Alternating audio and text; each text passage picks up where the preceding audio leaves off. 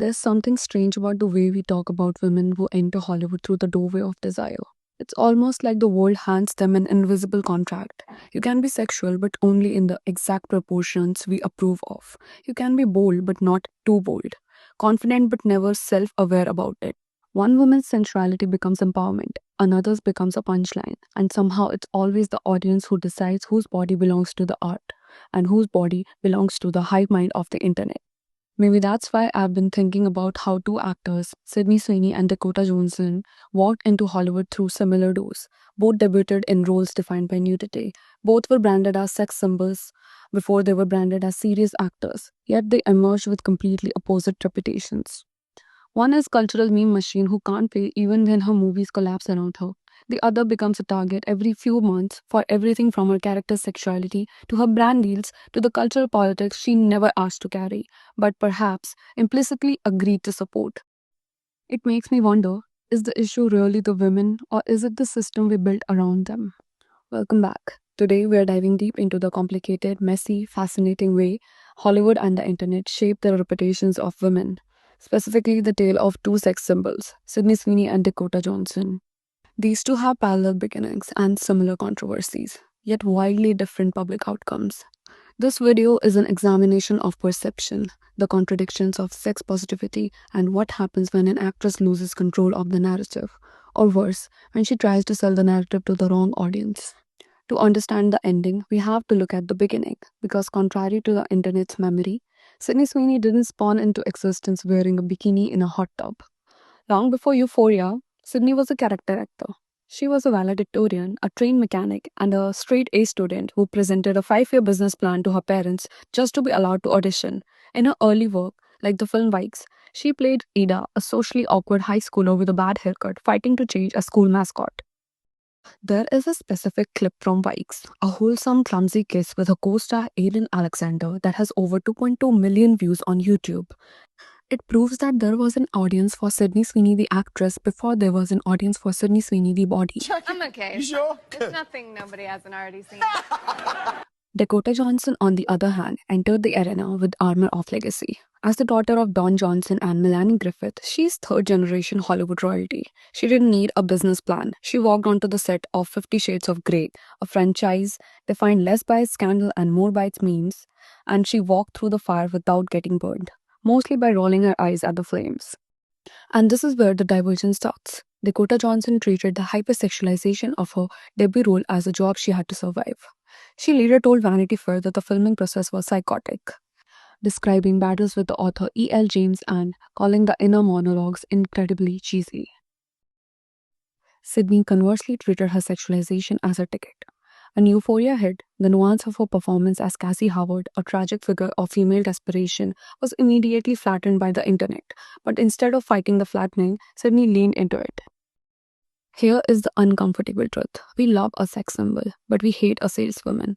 Sydney Sweeney began to market herself as a specific type of wink-wink humor that often backfires on women.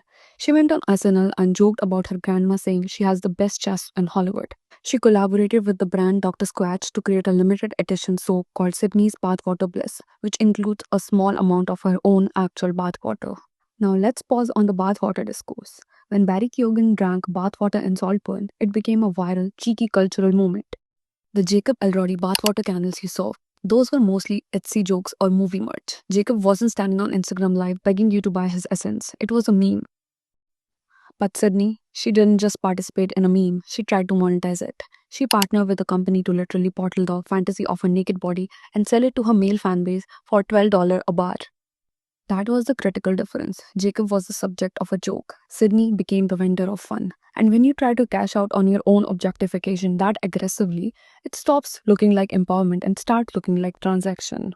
Critics pointed out the contradiction. You cannot go on the Hollywood Reporter Roundtable and complain that people only talk about your body and then turn around and sell a soap to men by winking at the camera about how you're naked in the tub. It creates a pick me energy, a sense that she is desperate for the male gaze to validate her stardom. Unlike Sofia Vergara or Salma Hayek, who wield their sexuality with a sense of dominance and wit, Sydney's branding feels passive. It feels like she is asking for permission to be the object.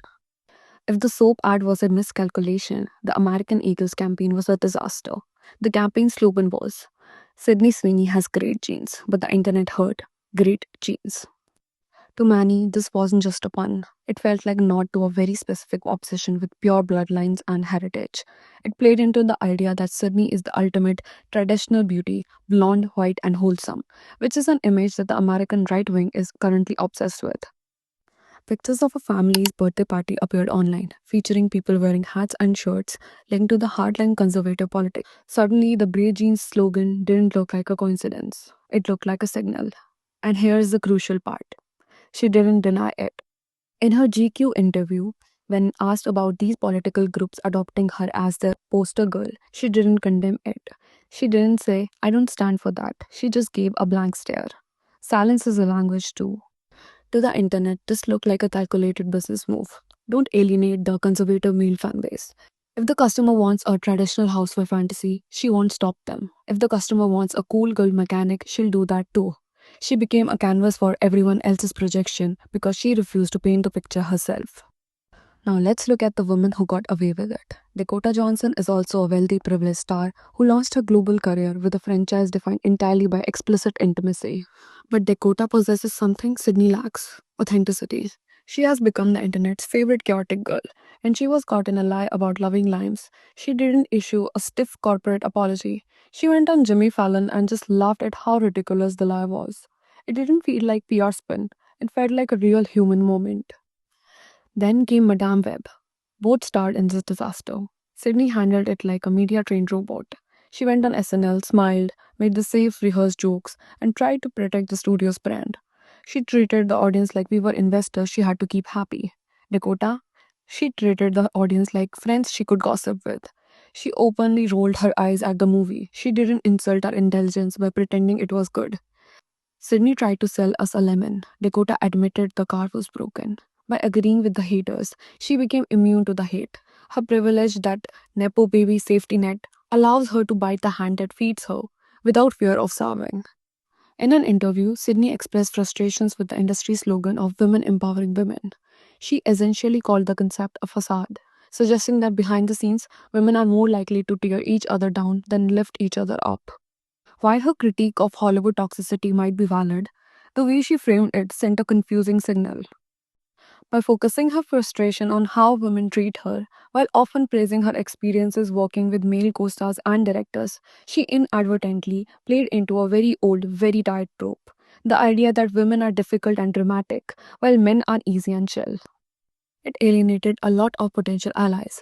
When you tell a global audience that female empowerment is fake, you aren't just critiquing the industry, you're signaling to the men watching that you are not like other girls. You're validating the idea that women are their own worst enemies. Compare this to how Dakota Johnson handles industry critiques. Dakota tend to punch up, mocking the studios, the executors, and the broken systems. Sydney's comment felt like she was punching sideways at her own peers. And that is why the vibe shifted. We can forgive a bad movie, we can forgive a cringe ad, but it is very hard to forgive the feeling that a woman is throwing other women under the bus to gain favor with the boys' club. So, where does this leave us? I think the comparison reveals the cracks in the sex positivity movement of the last decade. We told a generation of young women that sexual objectification could be empowering if they were the one cashing the check. We told them that choice feminism meant any choice a woman makes is a feminist act. Sydney Sweeney followed that rule book. She chose the roles, she chose the ads, she chose to lean into the fantasy. And the result? She's being dehumanized by the very men she marketed herself to, and criticized by the women who feel she's selling them out. Meanwhile, Dakota Johnson survives because she opted out of the game entirely. She treats Hollywood like a joke she's in on, rather than a ladder she has to climb. Sydney Sweeney is currently trapped in a machine that turns human beings into commodities. It can be fun when you think you're driving the machine, when you're in on the joke, but as Sydney is finding out, when you lose control of the machine, it doesn't matter if you were the valedictorian. To the machine, you are just parts. The tragedy of Sydney Sweeney isn't that she's not talented. She is. It's that she is trying to win a game that was rigged against her the moment she walked through the door. And until she stops trying to please the audience that objectifies her, she'll never have the one thing Dakota Johnson has in spades: our respect. Do you think Sydney can pivot out this pick me branding, or has the internet already made up its mind? But before I go, I want to leave you with another question. There's another young star right now who leans heavily into the pinup aesthetic, the corsets, and the hyper femininity. Sabrina Carpenter. On paper, she's doing the same thing, the blonde bombshell look, the cheeky innuendos. But the vibe feels completely different. When Sabrina does it, it doesn't feel like she's performing for men. It feels like she's performing for us. It feels like camp. It's witty, it's self aware, and women feel included in the joke, not excluded by it. So, why is the line so thin? Why does Sabrina's version of hyper femininity feels like a sleepover with the girls, while Sydney's feels like an ad commercial for men? I'm genuinely curious what you guys think. Is it the songwriting, the humor, or does Sabrina just understand the female gaze better? Let me know in the comments. Thanks for watching. See you in the next one.